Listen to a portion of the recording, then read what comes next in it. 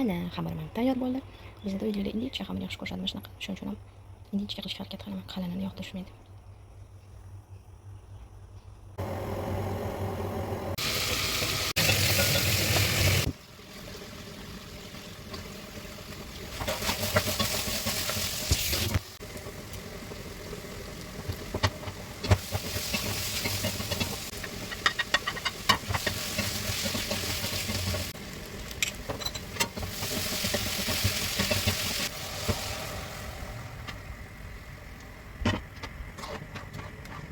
Limonni eng oxirgi nuqtasi, eng mazza beradigan menimcha seldir bo'lsa kerak. Seldir solamiz. Bismillah.